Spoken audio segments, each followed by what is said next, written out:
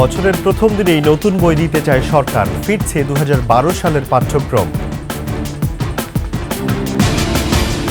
ইসকনের bank account fridge, Chinmoy Krishna Das সহ 17 জনের লেনদেন স্থগিত। দেশকে অস্থিতিশীল করতে ইন্ধন যোগাচ্ছে তৃতীয় পক্ষ, সেনা সদরের প্রেস ব্রিফিং।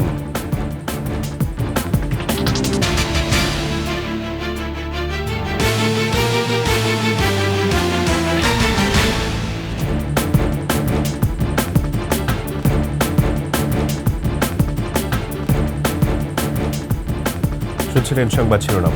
আমন্ত্রণ সকালের 21শে সংবাদে, সাথে আছি রাজিউর রহমান। দর্শক, 21শে টেলিভিশনের সংবাদ একই সাথে সরাসরি দেখতে পাবেন আমাদের ফেসবুক পেজ www.facebook.com/2124 অনলাইনে।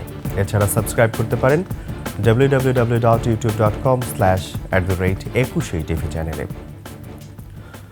শঙ্কা থাকলেও বছরের প্রথম দিনেই শিক্ষার্থীদের হাতে বই তুলে দিতে চায় জাতীয় শিক্ষাক্রম ও পাঠ্যপুস্তক বোর্ড। তবে বিশাল সংখ্যক বই আর স্বল্প সময়কেই বড় চ্যালেঞ্জ বলছেন সংশ্লিষ্টরা। প্রথম থেকে দশম শ্রেণী পর্যন্ত 655 ধরনের 41 কোটি বই নিয়ে 2012 সালের পাঠ্যক্রমে প্রত্যাবর্তন করতে চায় শিক্ষা মন্ত্রণালয়। এদিকে গেল বছরের চেয়ে এবার বেড়েছে 7 কোটি বই, খরচও লাগবে অন্তত 700 কোটি টাকার বেশি। আদিত্য মামুনের রিপোর্টে বিস্তারিত। চলতি বছরের সেপ্টেম্বরে প্রাক প্রাথমিক ও মাধ্যমিকের পাঠ্যসূচি চূড়ান্ত হওয়ার পর বই উৎসবের জন্য জোরে সোরে মাঠে নামে জাতীয় শিক্ষাক্রম ও পাঠ্যপুস্তক বোর্ড। সেক্ষেত্রে এনসিটিবির তত্ত্বাবধানে 41টি ছাপাখানায় চলছে মুদ্রণের কাজ। 2025 শিক্ষাবর্ষে প্রাথমিকের জন্য প্রয়োজন হবে 12,08,70,000 আর মাধ্যমিকের জন্য প্রয়োজন 28,06,22,337টি বই। 655 রকমের বইয়ের মধ্যে 150 রকমের বইয়ের পাঠ্য সম্পূর্ণ পরিমার্জন, পরিবর্ধন এবং সংযোজন বিয়োজন করা হয়েছে। অগ্রাধিকার পাচ্ছে প্রাথমিক ও দশম শ্রেণীর বই, সাথে ক্ষুদ্র নৃতাত্ত্বিক গোষ্ঠী, ব্রেইল আর শিক্ষক সহায়িকা বিষয়ক বিশেষ বই। বই সরবরাহে 70 দিনের সময়সীমায় ছাপাখানাগুলো কর্মব্যস্ত। কাজের যে চাহিদা আমরা সেভাবে করার চেষ্টা করছি। এই মেশিনে বই ছাড়ার পরে আটা হয়ে কাবার মিক্স করে আসতেছে, একদম এখান থেকে ঢুকে আমরা কাটিংয়ে দিতেছি, কাটিং থেকে একদম প্যাকেটিং হবে। গুণগত মান, কাগজ, অক্ষর বিন্যাস, বাধাই সহ সার্বিক উন্নয়নে কোনো ছাড় দিচ্ছেন না কর্মীরা। এবার অনেক উন্নত মানের কাগজ এবং প্রিন্টও ভালো হচ্ছে এবং ওয়েস্টেজ কম হচ্ছে। শিশুরা সামনে খুব ভালোভাবে বই পড়তে পারবে, তাদের বইগুলো নষ্ট হবে না এবং ছিঁড়বেও না, ভিজবেও না। পেন্টিংগুলো কীরকম আছে, লেখাগুলো স্পষ্ট আসছে কিনা এগুলো দেখি, তদারকি করি। কোনো ভুল হলে আমরা বলি তাদের এটা ঠিক করেন, তো এটা ঠিক করে দেয় ওনারা। পাঠ্যপুস্তক বোর্ডের বেঁধে দেওয়ার সময়ের আগেই যথাযথ স্থানে বই পৌঁছে দেওয়ার আশাবাদ ছাপাখানার। যে টাইমটা দিছে আমরা টাইমের আগে আমরা উপজেলায় বইগুলা পৌঁছাই দেবো। ওইভাবে আমরা রাত দিন 24 ঘন্টা কাজ করে প্রস্তুত রাখতেছি বইগুলা। মাত্র 2 মাস সময়ের মধ্যে 10টি শ্রেণীর পাঠ্যসূচি এবং বিষয়বস্তু নির্ধারণের সময়ক্ষেপণ হওয়ায় জানুয়ারিতে বই বিতরণে কিছুটা হিমশিম খাচ্ছে জাতীয় পাঠ্যপুস্তক বোর্ড। বইয়ের সংখ্যা 40 কোটির উপরে চলে গেছে। এত বই ছাপানো এই সময়ের মধ্যে কি করে সম্ভব, এবং এই পরিমার্জন করে, এই চ্যালেঞ্জটাই হচ্ছে সবচেয়ে বড় চ্যালেঞ্জ। প্রথম থেকে পঞ্চম শ্রেণীর বইগুলোকে আমরা অগ্রাধিকার দিয়েছি, দশম শ্রেণীর বইগুলোকে আমরা অগ্রাধিকার দিয়েছি। তার জন্য আমরা আর্মি প্রিন্টিং প্রেসকে আমরা 1 কোটি বইয়ের কাজ দিয়েছি। তবুও ছাপাখানাগুলোকে 31 ডিসেম্বরের মধ্যে টার্গেট নির্ধারণ করে দেওয়া হয়েছে। ব্যর্থ হলেই শাস্তিমূলক ব্যবস্থা নেওয়ার হুঁশিয়ারিও আছে। বইয়ের কোয়ালিটি, কন্টেন্টের বিষয় এবং বইয়ের কালি, বাধাই, এগুলোর উপর জোর দিচ্ছি। 2-1টা প্রেসে আমরা ভিজিট করে, সাডেন ভিজিট করে কিছু বইয়ের বাধাই খারাপ দেখে, তাদের কাগজের মান খারাপ দেখে কিন্তু আমরা তাদেরকে নোটিশ করেছি এবং জবাব দেওয়ার জন্য আমরা সময় দিয়েছি। শেষ পর্যন্ত যদি না পারে তাহলে তো চুক্তিভঙ্গের ব্যাপারটা চলে আসবে। সেই ক্ষেত্রে তাদের জন্য জরিমানা, পরবর্তীতে ইভেন যদি কালো তালিকাভুক্ত করতে হয় তা করতেও আমরা পিছপা হব।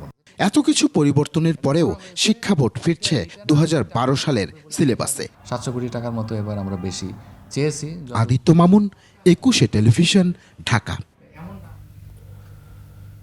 ইসকনের ব্যাংক অ্যাকাউন্ট ফ্রিজ করা হয়েছে। Bangladesh financial intelligence unit BFIU এই সিদ্ধান্ত নিয়েছে। এছাড়া ইসকনের সঙ্গে যুক্ত চিন্ময় কৃষ্ণ দাস সহ 17 ব্যক্তি এবং তাদের মালিকানাধীন প্রতিষ্ঠানের নামে পরিচালিত হিসাবের লেনদেন স্থগিত করতে বলা হয়েছে। বৃহস্পতিবার সব ব্যাংকে এই সংক্রান্ত চিঠি পাঠানো হয়েছে। একই সঙ্গে তাদের ঋণ, আমানত, ব্যবসা সহ যাবতীয় তথ্য আগামী 3 দিনের মধ্যে BFIU-তে পাঠানোর নির্দেশ দেওয়া হয়েছে।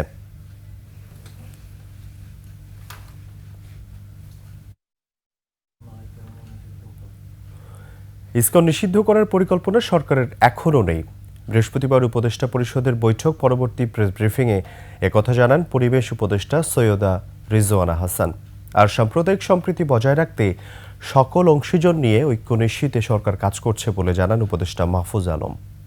মেহেদী হাসানের রিপোর্ট। চিন্ময় কৃষ্ণ দাসকে গ্রেফতার, এ নিয়ে সহিংসতা এবং তাতে চট্টগ্রামে এক আইনজীবী নিহতের ঘটনায় আলোচনায় হিন্দুত্ববাদী সংগঠন ইসকন। এ সংগঠনের কার্যক্রম নিয়ে প্রশ্ন তুলে নিষিদ্ধের দাবি জানিয়েছেন অনেকেই।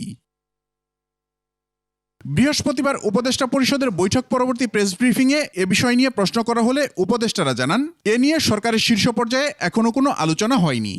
কোনো সংস্থা নিষিদ্ধ করার কোনো আলোচনা সরকারের মধ্যে হয়নি। দাবি অনেকই উঠতে পারে, দাবির সপক্ষে মানুষ অনেক কর্মসূচিও দিতে পারে। ব্যক্তির অপরাধের সাথে সংস্থার অপরাধকে আমরা জড়িয়ে ফেলছি না। বাংলাদেশে কোনো সংগঠন নিষিদ্ধ করা,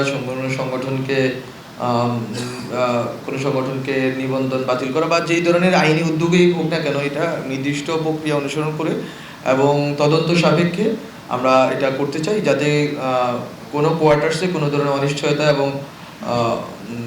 এবং সংকট না তৈরি হয়। সাম্প্রদায়িক ইস্যুতে দেশকে অস্থিতিশীল করার একটি মহলের চেষ্টাকেও দেশবাসী রুখে দিয়েছে বলে জানান তারা।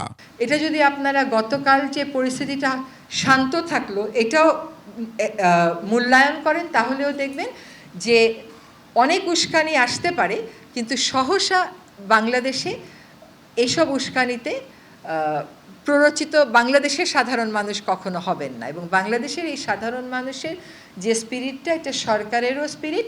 গণ অভ্যুত্থান পরবর্তীতে যে জাতীয় ঐক্য তৈরি হয়েছে তা ধরে রাখতে পারলে ফ্যাসিজম আর কোনোভাবেই ফিরে আসতে পারবে না বলেও জানান এই দুই উপদেষ্টা। আশা করি কখনোই আর ফ্যাসিজম ফিরত আসবে। মেহেদী হাসান, 21 টেলিভিশন, ঢাকা। দেশকে অস্থিতিশীল করতে তৃতীয় পক্ষ ইন্ধন যোগাচ্ছে বলে মন্তব্য করেছে সেনাবাহিনী। সেনা সদরে প্রেস ব্রিফিংয়ে এই মন্তব্য করে কর্নেল ইন্তেখাব হায়দার খান বলেন, অনেকেই সামাজিক যোগাযোগ মাধ্যমে ইন্ধন যোগাচ্ছে, অভিন্ন উদ্দেশ্য দেশে অরাজক পরিস্থিতি তৈরি করা। এ সময় আরও জানান, গত 13 নভেম্বর থেকে 228 জন মাদক কারবারি ও বিভিন্ন অনাকাঙ্ক্ষিত ঘটনায় 1328 জনকে গ্রেপ্তার করেছে সেনাবাহিনী।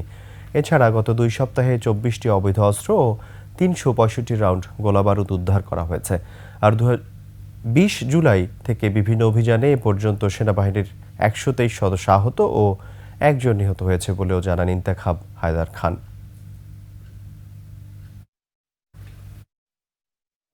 পরিস্থিতি তৈরি করতে চায়, এখন এটার মোটিভ হয়তো এক একজনের এক এক রকম থাকতে পারে। এখানে ব্যক্তিগত স্বার্থ অনেক থাকতে পারে, সামষ্টিক স্বার্থ থাকতে পারে। যাদেরকে পাওয়া যাচ্ছে গ্রেপ্তার করা হচ্ছে, যারা ইন্ধনদাতা বা ধরেন বহিরাগত, যারা অটোরিকশা চালক না। নিচ্ছি সংবাদ বিরতি, যখন ফিরছি তখন অন্যান্য সংবাদের সাথে আরও থাকবে। আজ থেকে মাঠে গড়াচ্ছে বিপিএল ফুটবল, 5 ভেন্যুতে লড়বে শীর্ষ 10 ক্লাব। আবার আমন্ত্রণ সকালের 21 সংবাদে। নেত্রকোনার জাজিরা ঝাঞ্ঝাইল থেকে দুর্গাপুর পর্যন্ত মাত্র 12 কিলোমিটার রেল সংযোগ সম্প্রসারণ করা হলে পাল্টে যাবে দুর্গাপুর, কমলাকান্দা ও পার্শ্ববর্তী ময়মনসিংহের দোবাউড়া উপজেলার অর্থনৈতিক চিত্র। একই সঙ্গে সোমেশ্বরীর জনপদে পর্যটকদের আগমন হবে সহজ ও স্বাচ্ছন্দ্যময়। নেত্রকোনা প্রতিনিধি মনোরঞ্জন সরকারের তথ্য ছবিতে ডেস্ক রিপোর্ট। নেত্রকোনার সোমেশ্বরী নদী ঘিরে গড়ে উঠেছে ছোট্ট জনপদ দুর্গাপুর। প্রায় 2.5 লাখ মানুষের বসবাস এখানে। হিন্দু, মুসলিম, গারো, হাজং, কোচ, বানাই অধ্যুষিত একটি পর্যটন এলাকা। প্রতিদিন দেশি বিদেশি হাজারো পর্যটক আসে এখানে। স্বাধীনতার আগে থেকেই এই এলাকার মানুষ দুর্গাপুর পর্যন্ত রেললাইন সংযোগের দাবি জানিয়ে আসলেও এখন পর্যন্ত রেললাইন সম্প্রসারণের কোনো উদ্যোগ নেওয়া হয়নি।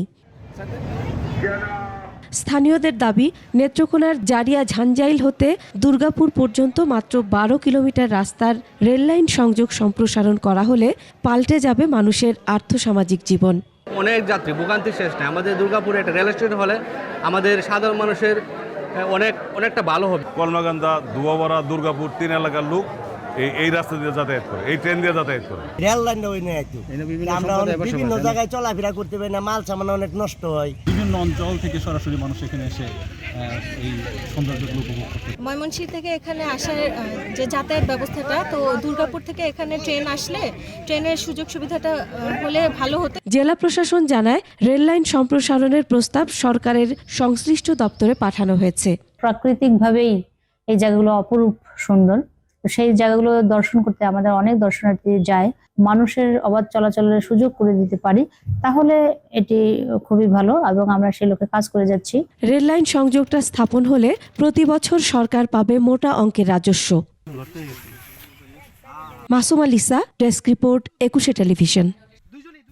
শেষ করছি সকালের 21 সংবাদ। যাওয়ার আগে সংবাদ শিরোনামগুলো আরও একবার। বছরের প্রথম দিনেই নতুন বই দিতে চায় সরকার, ফিরছে 2012 সালের পাঠ্যক্রম। ইসকনের bank account fridge, Chinmoy Krishna Das সহ 17 জনের লেনদেন স্থগিত। দেশকে অস্থিতিশীল করতে ইন্ধন যোগাচ্ছে তৃতীয় পক্ষ, সেনা সদরের প্রেস ব্রিফিং।